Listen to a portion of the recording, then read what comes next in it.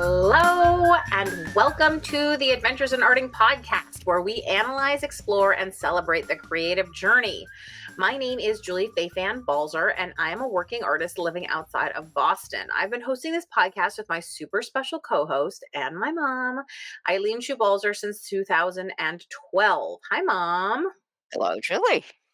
So before we get started, I want to let you know that I am teaching a class at my home studio here outside of Boston. It's called Art Alchemy, Exploring Golden Brand Paints and Mediums. That's June 23rd through 25th. My cozy home studio promises a personalized art learning experience like no other. With small class size, individualized attention to each student is a guarantee. Meet new art friends, spend a long weekend being pampered, and expand your creative boundaries at one of my in-person art classes. So all supplies plus breakfast, lunch, and snacks are provided. So all you need to do is pack your clothes, book a hotel or an Airbnb, and a flight. People have come from California, from Canada, from all sorts of places. So don't be afraid. Grab a friend or come alone. We would love to see you. So today is episode 152, The 7 Functions of Art. So I can't even remember how I first stumbled across this, but I found a 2013 blog post, so that's 11 years ago, from Maria Popova at the Marginalian, which is the blog. It's more than a blog, though. Like, they're really comprehensive articles that she writes. And it's about the book Art as Therapy. And she's really focused in on part of the book, which is the 7 psychological functions of art. And so then I went looking for an interview with the author, which I found, and which was fascinating. And I just loved everything he had to say about the function of art. So this is actually a quote from him from an interview I found online, and I will share the links on the show page. So if you want to What's grab. his name? Oh, I'm sorry. Did I not say that? Sorry. The Artist Therapy is by Alain de Botton. I'm probably pronouncing that incorrectly. Alain de Botton is what it really looks like. I hope that is probably Huh? correct. Bouton? It's Alain is his first name. So that's why I'm thinking it's Alain. And then it's DE and then Botton. Alain de Botton. Alain de Botton and then John Armstrong, which I'm pretty sure that one's right.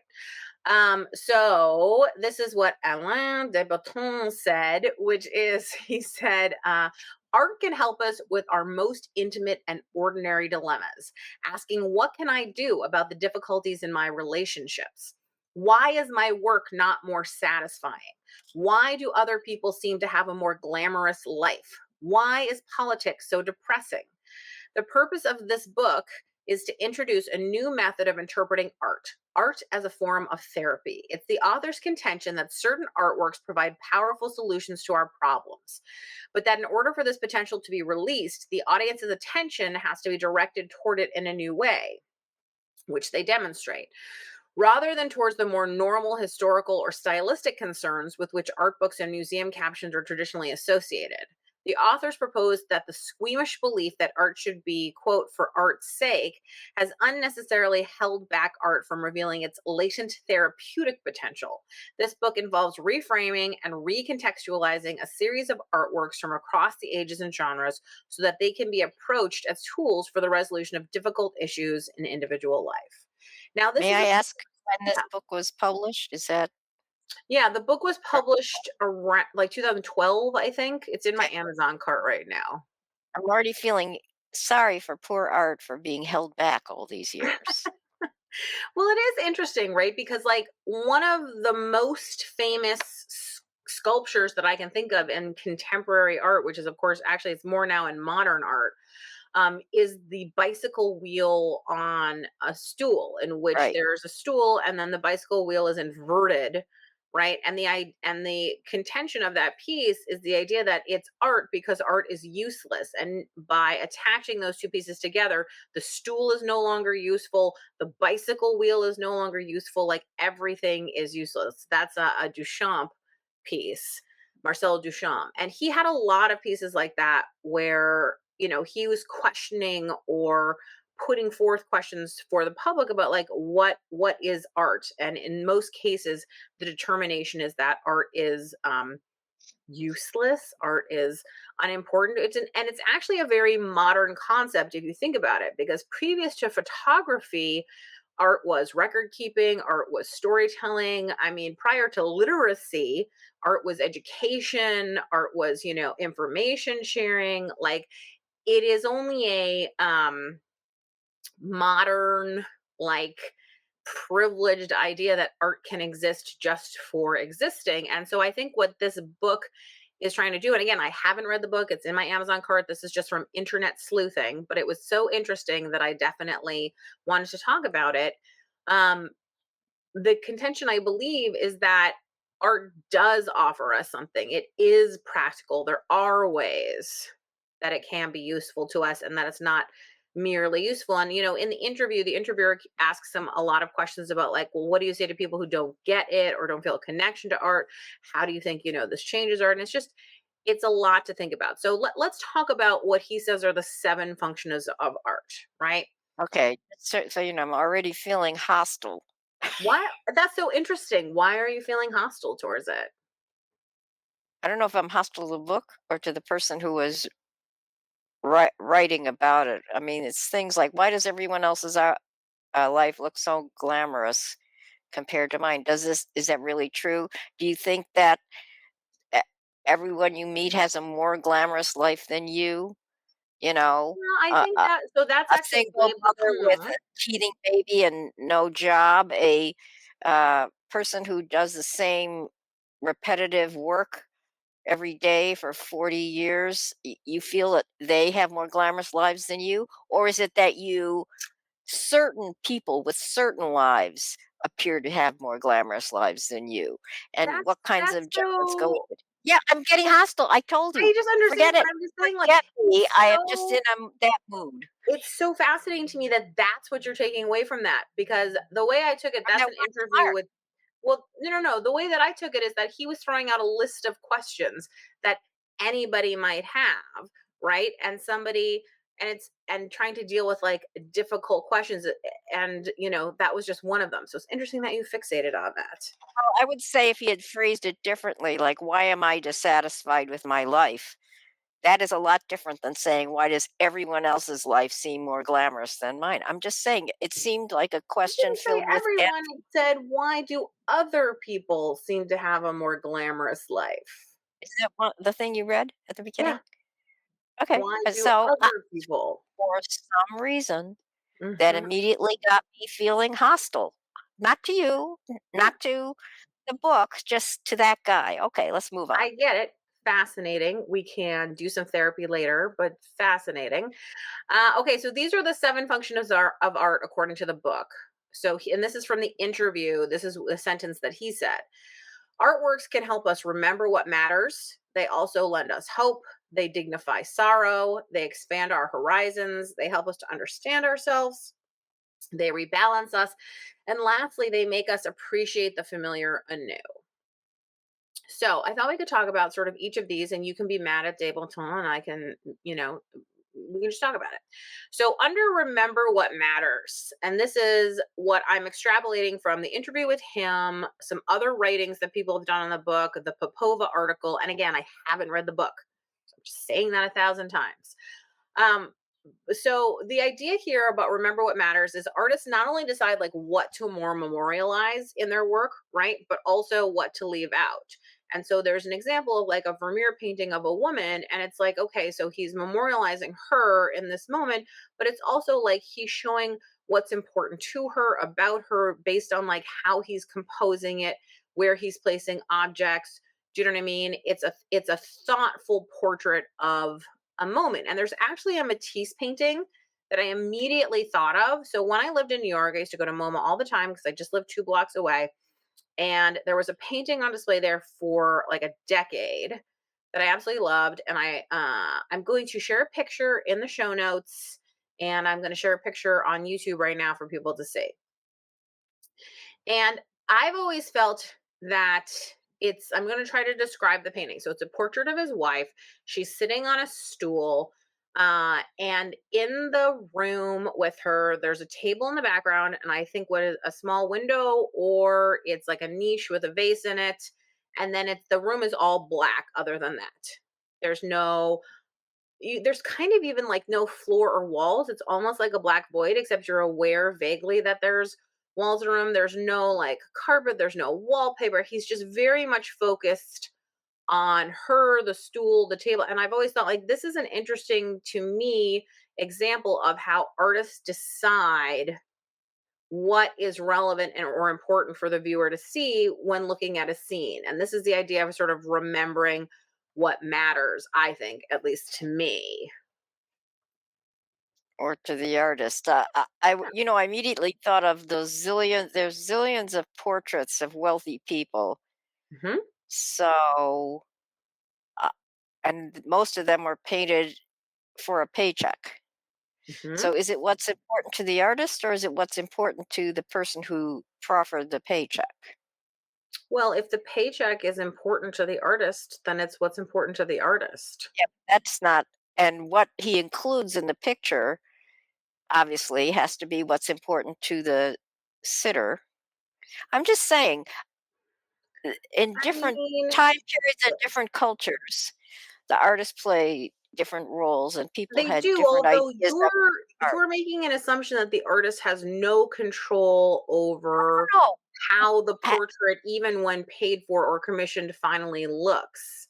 oh, I Like, believe artist has some control, but I believe a smart artist is not going to put in, highlighting the ugly mole or the double chin or the fact that y- your kids are not attractive or I'm just saying, so if I commissioned a picture of a cow, which people did, or a horse mhm, or a dog, mhm. you know, the the artist may pick what's important to show, but that's probably also a function of what the owner of the animal that was important to show. I think I so. I think agree the that sentence is broad. Read the sentence again. what sentence? The one about the artist. All Artist. I am telling you I'm that in the such a only contrary. sentence This is going to be terrible. this is like parsing some academic paper that doesn't exist. Okay, I am we're telling you giving it out up. of I'm my mouth. moving on. Hold on. I'm telling you out of I'm my mouth. one with the The I'm one with the universe here. Okay. The only thing I'm saying to you is that the idea here is remember what matters. It is Right. my contention and assumption based on what I read online that what that whole section means is that artists are deciding right what to put in their work, what to leave out. They're choosing what to do the same way that a photographer like this makes me think of like I am an Instagram influencer. And so I take a picture of my beautiful home, except it's not actually a beautiful home. It's all messy out of the camera. I'm choosing what to share to project like an idea, right? And I get that in terms of like also what you're saying in terms of like showing a wealthy patron as thinner, more attractive, as like more lacy, more whatever. But I think the same thing happens now again in choosing what to share. So maybe remember what matters is sounds too sentimental to you. I think it's more like what matters to the influencer is how you view them. What matters Well, to so the rich person is how so you maybe by view them. adding this words, remember what matters either to the artist or to the person who's paying for the art, who's commissioning the art. I'd say by adding those, you know, there are plenty of pictures art about battles Mhm. where there are certain people foregrounded and certain people backgrounded. There are certain people who have distinct personalities and there are others where they sort of blend in. I just feel like you have to say remember what matters to someone, maybe it's your audience, but you I don't think just but I think it's also remember what matters to a time period. Like if you look at the yeah, time periods I in which agree it's with that. all religious, Again, I add think that in onto the okay, sentence. All I right, think we're moving that on. you are Even trying I am tired of this. well, I'm just saying, like, this is literally like a sound bite of something, and it is Yeah, actually based on a book that does get into like subtleties and right. gradations. But So, I thought we were yes, supposed to react to the different sentences, so yes. that was my reaction. Well, it's a sentence fragment, but okay. So then the next function of art is lend us hope. And so there was a long section that I thought was really interesting talking about how people often devalue sort of prettiness and think that things being pretty is kind of like sentimental, and that kind of like pretty art is seen as lesser. I mean, you and I were actually talking about this today. It's a very looked down upon intellectually, shall we say. And this is a quote from the book, which I found on Popova's post, which is: cheerfulness is an achievement and hope is something to celebrate. If optimism is important, it's because many outcomes are determined by how much of it we bring to the task. It is an important ingredient of success.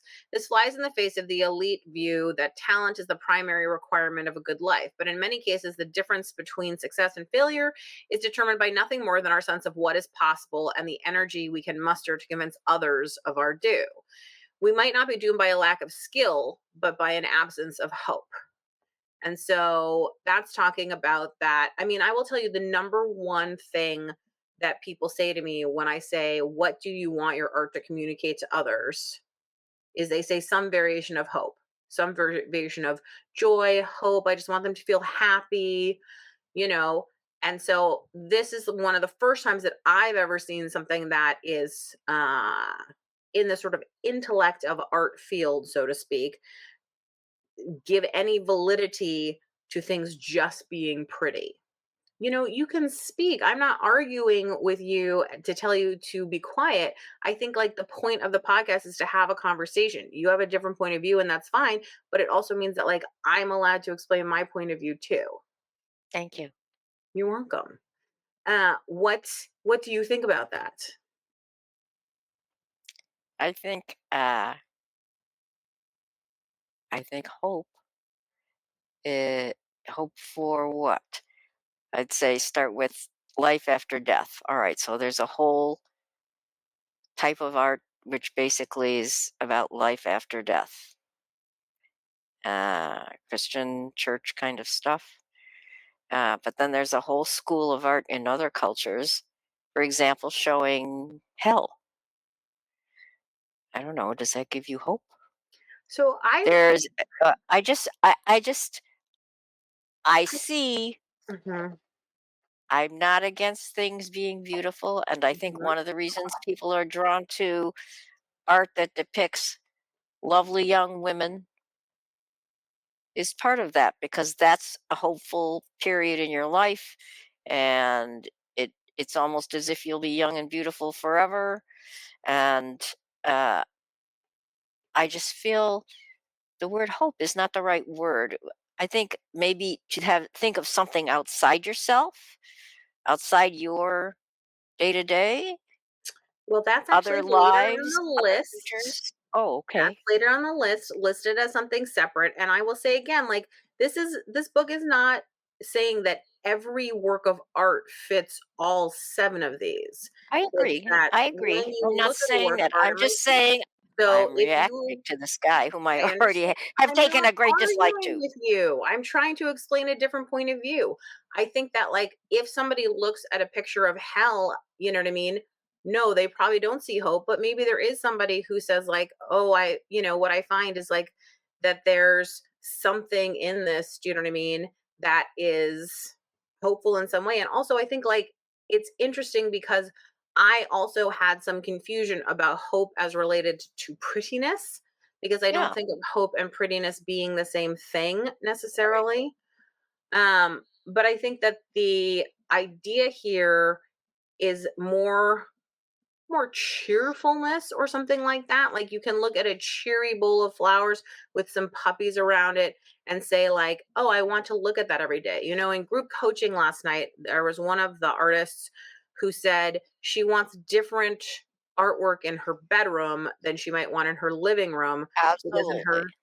bedroom she wants something that feels like calm and sort of uplifting and all that kind of stuff. So maybe that's the thing. She wants to feel hope in her bedroom or cheerfulness, and then she's willing to be prodded into thinking about something different in other areas of the house. I think that some people will agree with that. I think that uh, other people will. It's like different kinds of books or different kinds of movies or television shows or plays. Some people like murder mysteries or, you know, uh, monster movies or disaster movies, and other people like love stories. I think it's a taste issue.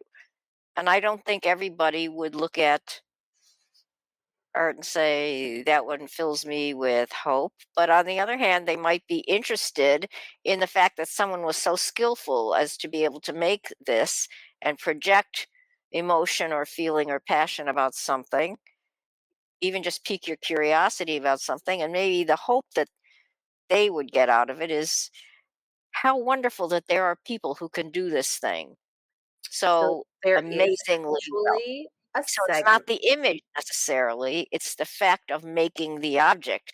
You know, I just think we're as long as we qualify that everything may apply only to some people and that there are other ways of looking at things. I mean, one of the things about culture is that it shapes the way you solve problems and even what you identify as a problem. And your culture probably has a strong influence on things that whether things are hopeful or not. But that doesn't mean you can't enjoy the same piece of art, only you're enjoying something different about it. Right, but I think that's true of anything. Like you and I can both look at the same piece of art and I can see it as hopeful and you can admire the skill in it and a third person can, find something completely different in it, find instead an attraction to like what was important to the painter or the time Right, and right. another person can and I think like again, one of the things that I like about this concept and that struck me is I talk to a lot of people about art all the time. And that's what we do in a lot of my classes. I've just come off boot camp, which is a huge discussion about art constantly. And one of the things that is always talking about is understanding why you're reacting to art a certain way. Right. Why you stand in front of the Mona Lisa and say, wow, it's kind of small and boring. And somebody else stands there and cries and weeps and says, my life has changed. And how can both things be absolutely true at the same time? And Because I again, am allowing for people to have different, totally different reactions, knowledge base, you know, life story. right. I And it's so subjective looking at art and deciding what's good and not, or what reaches you or not, as it should be. right, except that it hasn't been. Traditionally in art criticism, it's Well, the art Clement criticism is a whole Greenberg. world unto itself, but it's not exactly it's not the rule for what you see, it's the rule for what you say and what you write and what you Right, but I mean, publish. I think, like, again, this comes down to, like, what the painter recorded when the person was paying them. Like, in history, looking through history's eyes, we don't know what people were thinking, but we know what they wrote. And so the Clement Greenbergs of the world get to declare what's good and why it's good and what isn't good and why it's not good. And I think that there's a sense when you see a Jackson Pollock in every single museum that if you don't respond to those, that you are somehow, it goes one of two ways. You either go to like either Philistine, I'm dumb, a I don't barbarian, get a it, peasant. Yeah, where you're like, yeah. I'm dumb, I don't get it, or you think the emperor has no clothes, instead of saying like there's another way to look at the art. Like there isn't a single, you know, function and idea. And so what I I find think so we're arguing the same useful, thing. I'm just telling you, we're I'm on the not same arguing side. at all.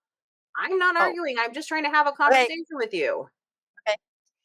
Which is to say that I think like what's so interesting to me about this is like that we've so traditionally looked at all of the historical context and the quality of this and the all those traditional markers of looking at art, and this is saying that you can look at art a different way through your own lens, and I Oh, I appreciate. embrace that.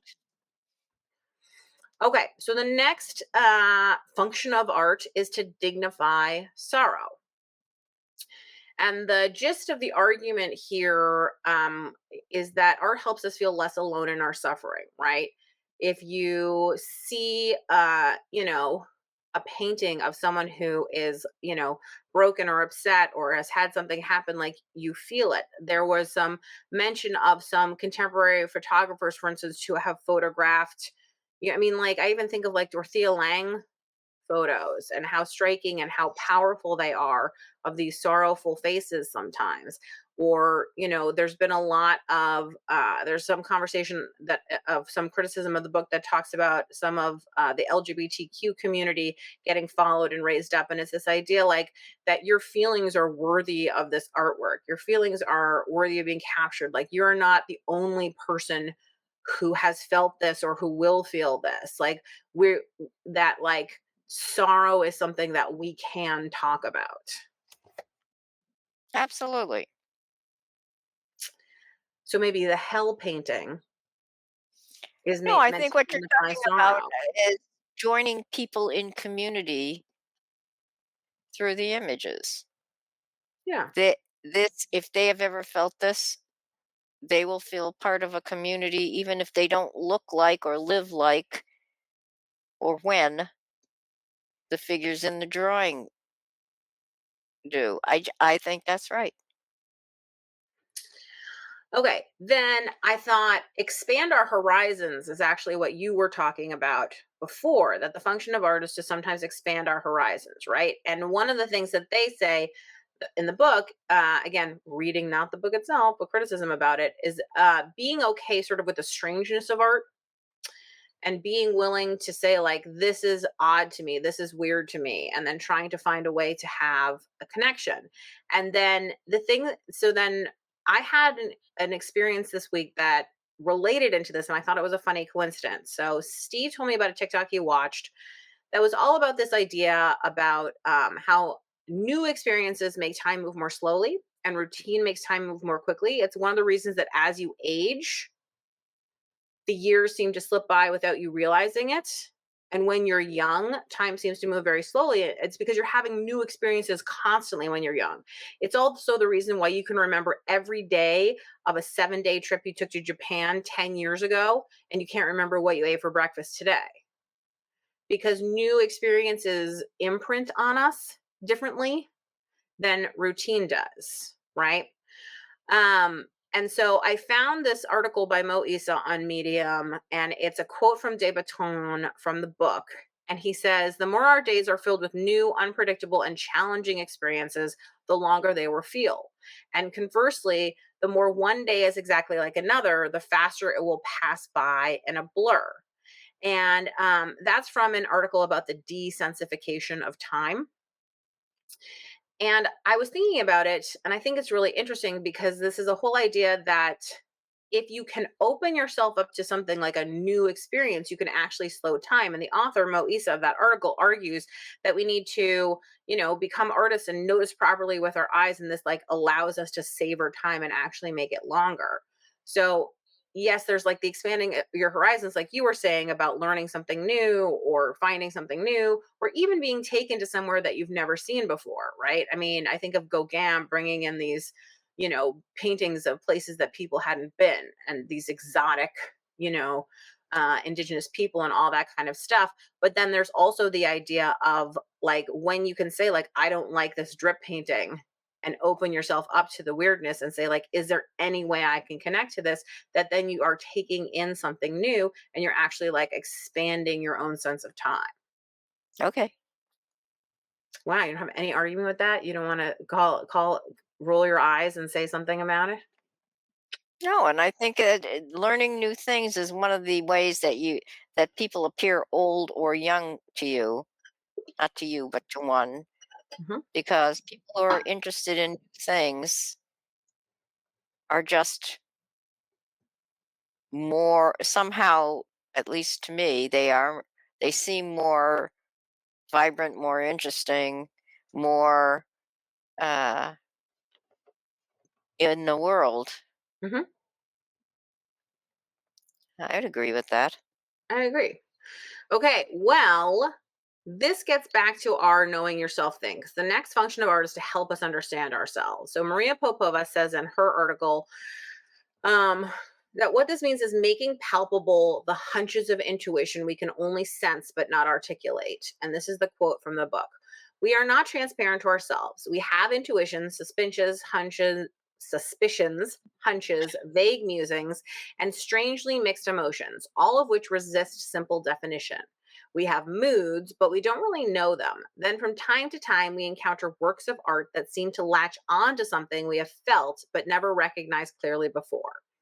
Alexander Pope identified a central function of poetry as taking thoughts we experience half formed and giving them clear expression.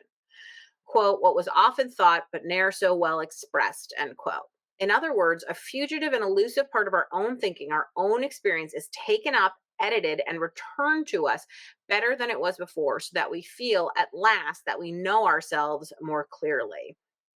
And then the comment was like, even the artwork you choose to display in your home uh, is probably an attempt to tell other people about yourself, whether you realize it or not, that somehow artists are able to articulate something for you. And it reminds me a little bit of like the first time I ever had an actual like emotional reaction to art was going to Vigeland Park in Oslo in Norway. And it's all this artist by all these statues by this guy, Vigeland, and they're these Botero-esque in the sense that they're on kind of a grand scale.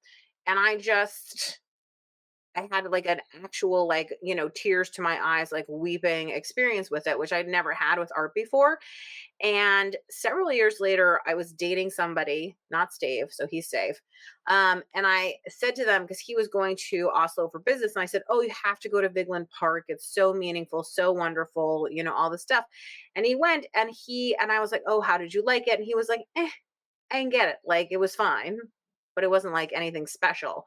And I was like, wow, that's such a different experience. And like thinking about this now, I now understand that somehow those statues captured something for me that I responded to, and it didn't capture it for him. And that's another reason, like, sort of not to yuck anybody's yum, so to speak. Like, if somebody else responds to work, I think that the more interesting question that I now want to have with them is, why do you like it? What is that in you that you're responding to about it? Okay. I will just say this, and this is not a quibble, but for most of human life, no, the idea of psychology didn't occur to people.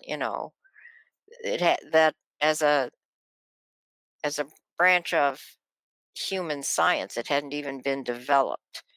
So that whole business about you may not know yourself or you may not know why you like something. I think the idea of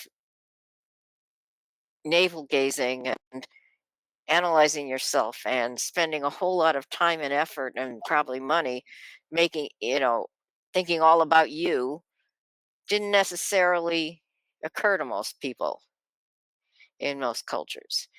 And so the art, the response to art would have been different than now, where most of us do talk and think about ourselves and our psychology and what my mother did to turn me into this awful person.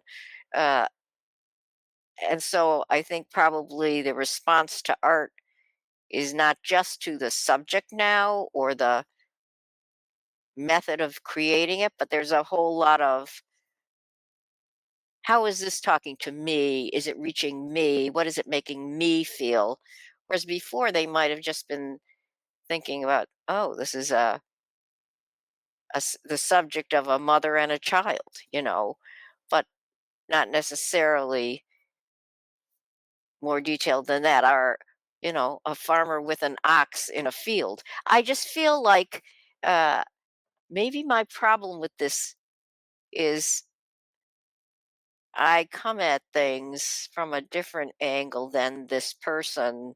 It's probably the woman who's writing her analysis, not the baton. But the idea is, I automatically think when people make these large declarative sentences, does this apply to everyone in the world as a human being, or is this something It doesn't have to, but if they make large declarative sentences like that, then they open the gate for me to walk through Well, to this here's what I question. find fascinating about this, which is I agree that doesn't apply to everyone, but I think like there's a lack of credit in this that you're giving people, which is to say, like, do I think that people did as much like analyzing of themselves and their psychology? Well, they probably didn't have the words for it or the understanding that that was something. Do I think that means they reacted to art less instinctively? I don't. I mean, I think for me, the way that I'm reading this, what they're saying is you have an instinctual reaction to something where you like it or you don't, and like something happens. And then you can now, with this language and this knowledge, start to analyze and think about that. But people have always had that reaction to it. It's kind of like, before we knew the world was round, the world still rotated. Now we just know it and we can talk about it. Do you know what I mean? And I think it's Well, for or me, it's it's like even that. slightly different. The famous Eskimo millions or Inuit people having many, many words for snow, and so Mhm. they automatically see what kind of snow is it that's falling, whereas we don't have those words, and so we don't notice it. Or the whole idea of can you dream before you have language, and is the reason that infants people rarely remember things that happened to them as infants because then they didn't have language. So Mhm. I just think spending a lot of time having psychological ideas thrust at you in your daily life, it just gives you new tools to look at things or to experience things. And so you see or hear, experience things through a different kind of lens. That's all. Because now you have the words to describe it. So now you notice it. Right. And I think like the thing again that I find interesting about this book, not having read it, but just read about it, um, is We're that going to accept I just that want you to neither of us know has read this you book. haven't read the I book. haven't even read the blog post I understand that even though I sent you the links and the entire document that I'm working this from. afternoon. This afternoon. I might have been busy, with something else this afternoon. Life. Exactly. Hand laundry. So what I was going to say is, so this is to me like you've always thought of art in a certain way, and it's saying to you now we have new tools, we have new ideas. I'm introducing to you the idea that the earth is round. I'm introducing to you the idea, you know what I mean, that this is a totally new concept. And like there was some stuff that I read in some of the interviews where they were saying like we understand that this is a revolutionary idea, you know and I think it is, because it's saying to say that art is functional and that art has some function, that you can look at art from you know these different points of view, is a revolutionary idea. So I Or understand was. that. I mean, ask the Museum of Modern Art if their whole collection of things that are designed for Mhm. particular use, a vacuum cleaner, a bowl, and yet they're also art. Right, I but just think maybe those go from lend us hope. Maybe it's because they're attractive and they make us feel pretty, and maybe I feel better about using something because it's that's attractive, fine. or I maybe feel that it's way too. you know I who think this knows. happens all the time. It happens when you get dressed. And the other day we took your son to tea, and I wore earrings that were little ceramic cups. To me, that was fun. But it was also, somebody made those. Hmm. They might not be high art, but I'm not arguing against it. I might probably, my quibble is just, again, my viewpoint starts in a different place than this person. I think it's is it Popova? Popova, Popova, I don't know how to pronounce it. And is P-O-P-O. she it must be, I think it's I have read almost nothing that she has said, almost any of the I've never even heard of lengthy, her. even the most of the lengthy things that I've read have been quotes from the book. So I this will is tell you, also. today I was reading about Mhm. homelessness, and I was under in the Harvard Gazette, and I was thinking how complex it is. And I think this is equally complex, that human beings, what makes them so interesting to me is how many complexities there are and how impossible it is to know someone even when you think that you know them. And even if you followed them every day of their lives, 24/7, I'm not sure you would know what was going on in their mind. You might be able to predict certain behaviors or certain choices, but Mhm. still, you never know. And to me, that is what is so fascinating. And I think the same to me about art, which is that somebody had this in their head, which wouldn't have occurred to me. I may see a bowl of flowers, but I may not produce a piece of art that looks like that. Uh, that's what gives me hope, and that's what makes me interested in art is the wonderful feeling that I'm somehow sharing an internal moment with someone.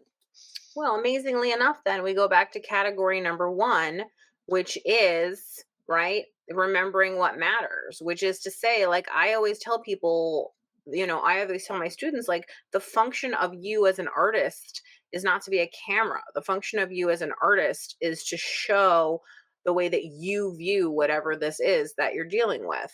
What is your view on it? What is your perspective? And that's the remembering what matters, is that the artist is choosing what to show, how to Yes, do it.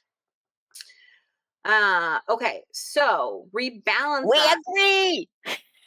I don't think we have disagreed in large terms. I just think that, like, we're having a difference of opinion on whether the quotes that have been lifted from a 300-page book, the two paragraphs I've read, encapsulate the entirety of what the author's Of intent human is. experience, right? Well, okay, There you and go. I will just tell you now, I'm Yeah. unlikely to read the other 298 pages. That's fair. Whereas I felt very excited and I immediately put it in my Amazon cart because I was like, "Oh, I wanna Oh, read this book. good. This sounds interesting." Many, Uh, many dinner table conversations ahead. well, again, like, part of what interests part of I mean, a huge part of what I do for a living is to teach other people, and that involves making art accessible to people through methods that aren't necessarily traditionally, Right. shared. And so I do a lot and have for many years now of trying to find ways to make art feel welcoming, approachable, personal, like all those things. And this falls into all of that for me. Great. Next point. Okay, so rebalance us. So this is a quote from the book. So we can't blame Miss Popova. We can blame the book, Is this the book you haven't read? the book I haven't read. Why are some people drawn? I have read it in small parts apparently through the internet. But anyway, why are some people drawn to minimalist architecture and others to Baroque? Why are some people excited by bare concrete walls and others by William Morris's floral patterns? Our taste will depend on what spectrum of our emotional makeup lies in shadow and is hence in need of stimulation and emphasis. Every work of art is imbued with a particular psychological and moral atmosphere. A painting may be either serene or restless, courageous or careful, modest or confident, masculine or feminine, bourgeois or aristocratic, and our preferences for one kind over another reflect our varied psychological gaps.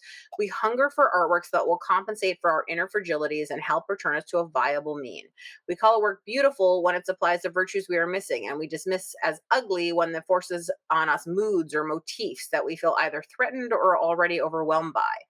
Art holds out the promise of inner wholeness. Um, I have no response to that. I feel like it's gobbledygook, so I'm moving on. okay. I mean, I think it's a interesting idea to say again that you could see something and it could reach out to you in some way because Oh, of yeah, who you absolutely. are, you And know. your background, and, Mhm. whether you grew up in that kind of house and means something good or something bad to you, whether it touches something aspirational in you or not, whether Right. you feel like it's represents something, you know, It's the kind that of is thing like, positive or negative to you. I mean, that's like saying that's your taste. And I think your taste is partially guided by how you've lived. Right. If you So grew up where like you've in a lived, hoarder when house and you've that was lived. something you hated, then you probably want like something calm and serene as opposed to wanting something that's like very cluttered. Maybe, I think, you maybe, know, maybe you love it. Maybe the clutter makes you feel safe and comfortable. who knows? But I think again, like it's another way of looking at art and trying to find a way to explain why you're having a reaction to it. And Well, it's this gets also to something that you do when you teach, Mhm, which I think is very good, which is that you ask people to present certain number of works of art that they like and a certain number that they don't like, but they then have to be able to explain to you why.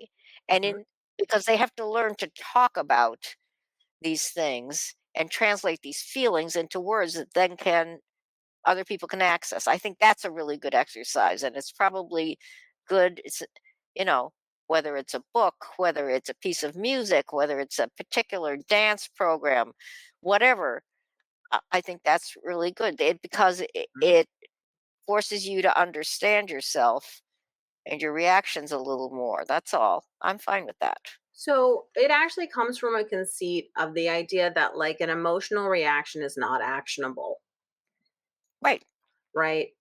An emotional reaction is not actionable. So an intellectual reaction is actionable, but we can't stop ourselves from having emotional reactions. So the And question yet, is, I would say it's virtually impossible. right. And I would say the following: Hmm. often you are faced with a choice between doing something, picking A or B.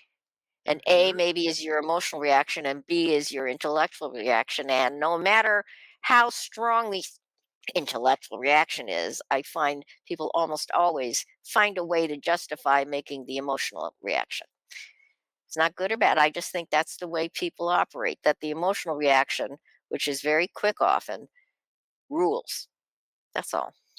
Well, it's an interesting thing to say. I mean, I think like that old quote, like follow your heart, but take your head with you does explain some of that. But I also remember like talking to my therapist and saying, like, do people ever change? And she said they don't. But what they do is they decide to consciously change their reaction. So you're always going to have that emotional reaction, but then you just shorten the reaction time of getting to the intellectual part of it. So at first it takes you a day to get there. Then it's half a day, then it's a couple hours, then it's a couple minutes, then it's like you're able within 10 seconds to switch from feeling the flash of anger to the intellectual reaction that's actionable and doable, right? And so the same thing is true as an artist, which is I can have a reaction to something and be like, ugh, this is a mess. But until I can get to the intellectual of why it's a mess, I can't fix it, right? Right. And So that's you're why. I think that's a wonderful way that you approach things. But I will just say, we know people, Mhm, we have people in common who shall not be named. And the standard joke with this person is it takes him forever to buy a pair of pants mhm. because he's always he has an emotional reaction, but he's not even sure why. And it's like this, or is it too this, or not enough that? And it's exhausting to those of us who don't have those emotional and the emotional investment in that particular It's so purchase. interesting that you think it's an emotional reaction for him. I think it's intellectual, and then he gets in his head and he starts to I think go that like when a list of each of I will them. just say, based Mhm, on my experience with this person who shall not be named, mhm. if he buys something because intellectually he's somehow convinced, he will still not like it. That thing will go back to the store. That pair of pants is done, is dead to him.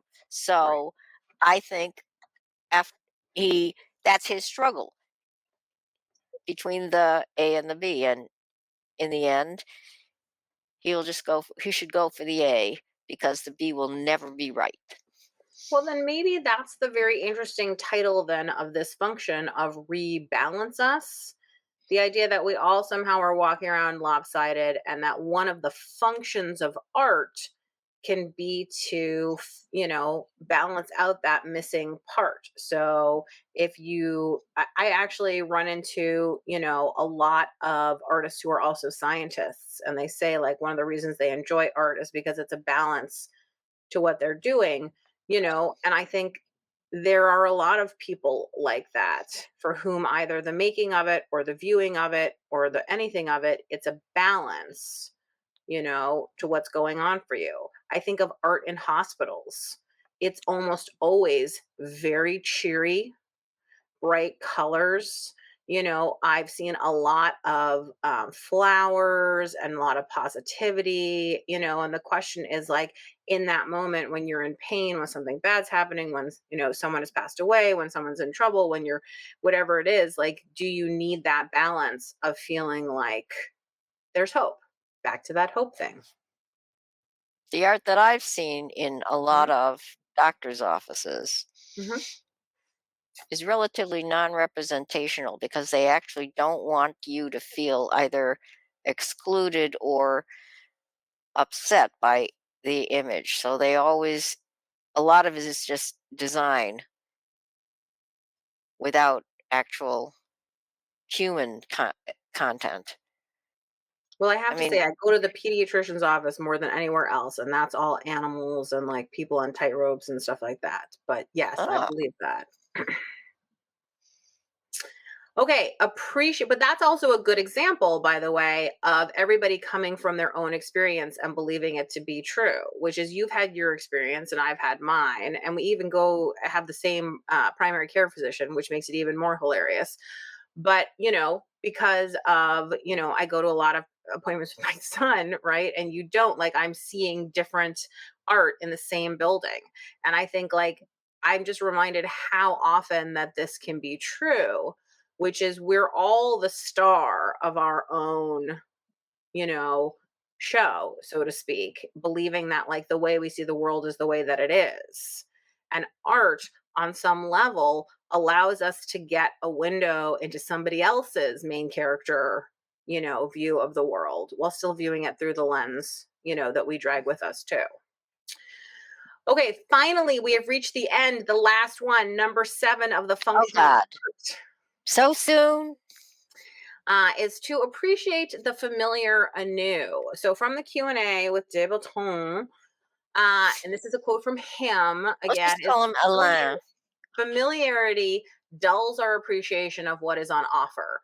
By inviting us to Yeah, concentrate for just a minute or two, he can refresh our curiosity and sense of value. And what he's talking about when he says he is there's a painting of a bowl of strawberries by Adrian Court, and he's talking about how by like elevating these strawberries and forcing you to really look at them and like think about them, it's something that you've seen 1,000 times, but now you're looking at it and it's, art with a capital A. And actually, personally, this makes me think about still life.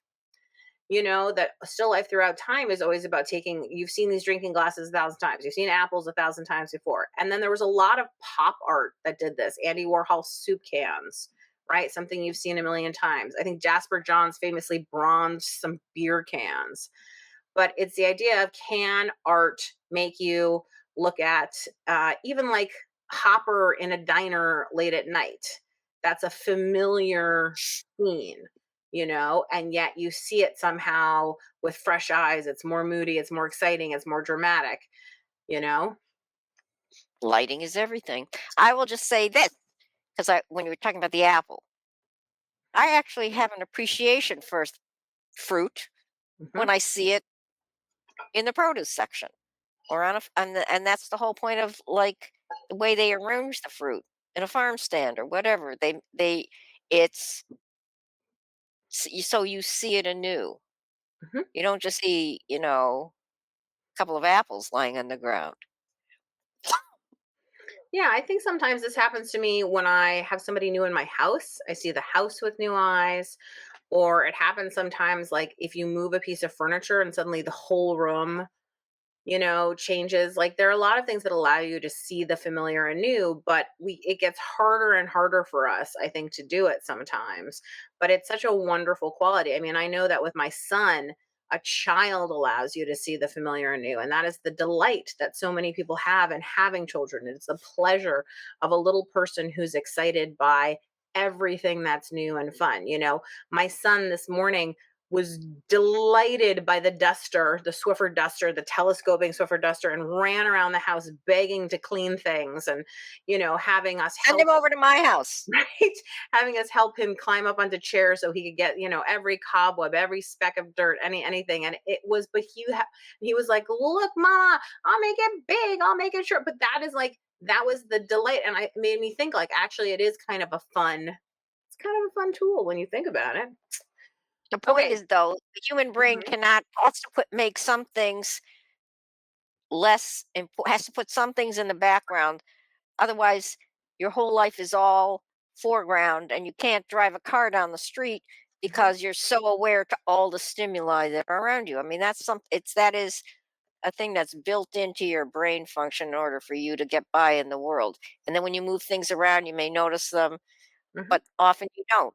Mhm. I removed something from my front hall, a great big thing that somebody had loaned me, and they came and Mhm. picked it up. And you didn't notice because, I don't live with it. right. You live with it. It's the The same thing as point like is, when you have something on your face and nobody else cares you have a zit. Nobody else right. noticed you have a zit, Oh, but I you know see it. everybody's looking. Yeah. They're writing sonnets about it. Yeah. They're like, "Oh, the sonnet about the zits." So what I was gonna say is, though, I just want to end this with a quote from Baton, from not from the book, but from the Q&A interview he did. So the question was, does it change the canon of art if you rather look at the works from therapeutic point of view? And what he said is, yes, you stop being impressed simply because someone is important, and you start to rate works according to what they can do for you, for your soul. You stop feeling culture guilt, that sense that there are things you need to like and other things that it is good to like. You become more honest and authentic. I don't know about the honest and authentic, but I do feel this, that objects have power and some of them can make you feel one way or another. I mean, that's a whole, for Mhm. example, part of the attraction of Apple, the computer company's objects, is that they pay a lot of attention to design as well as function. Mhm. So they feel good Android in your users hand. would argue they pay more attention to design Yeah, than yeah, function. yeah. They feel good in your hand. They look good. They look good on you. They look good in your study. They look good under your arm. The point is, objects, whether they're in art or on your living room table, have power. It's just like the clothes you wear have power. It's just like the food that you are served has power. I think one of the things that people love about Japanese food is that there's a certain function in the way it's presented. Is it a great big slab of fish? No, it's a beautiful tiny little thing. Uh, I feel that you're always reacting emotionally, whether you realize it or not, to all the design things in your world, and that's great. It enriches your world, and the changing of the seasons to me, which is one reason I love to live in the Northeast, forces me to see things even in my own environment. I don't have to take a walk in the woods to know this differently. And it refreshes my memory about how beautiful something is, how strange, how contrasting. It brings me a kind of joy. Mhm. So I think that's that's built in to the human brain, is that when you notice things anew, it is refreshing. It is stimulating. It's thrilling even. It is. And I think, again, like, at the end of the day, what I like about this book and what I find appealing about it is that I think it makes art personal. So it's about your reaction to it and how you feel about it. And I think that's an important tenet of like my feelings about art, my teaching about art, the way that I make art, all that kind of stuff, is that you are allowed to have an opinion, and and your opinion is allowed to be the opinion that you have, and it doesn't have to be based on anything else. And then I think the other thing that it does that I appreciate is that it blows up some of the gatekeeping around art that I think happens a lot. Um, and allows a different kind of conversation about it. And I find that exciting and intriguing. Great. When you Okay. read the 300 pages, write Hmm. me a brief synopsis. I wrote you a brief synopsis. It's right here. You didn't read it the first time. Okay, so here we go. Coming up, Practical Colors for Painters is ongoing. You can join that class. It's colors, a foundational part of making art. You can join me for that. If you'd like to have more fun with art and making art feel accessible and all that kind of stuff, at the end of May, I'll be opening up membership to myartpractice.com, which is my new monthly membership focused on your art practice. So that's something to look forward to. If you want to connect, you can find me at juliebalzer.com or all over social media as at Balzer Designs. Please do sign up for the free weekly newsletter. That's the best way to make sure that you keep up on the latest news. There's a big button on the homepage of juliebalzer.com where you can do that. It's also in the show notes. It's also in the description of this video. It's everywhere, you guys. If you'd like to help the show, you can leave us a review, mention us on social media, or tell a friend, because all of those things help other people find the show. If you'd like to argue with mom or me, or give your opinion about everything under the sun, we would love to hear from you. So thanks so much for listening and subscribing. We'll see you the next time on the Adventures in Arting podcast.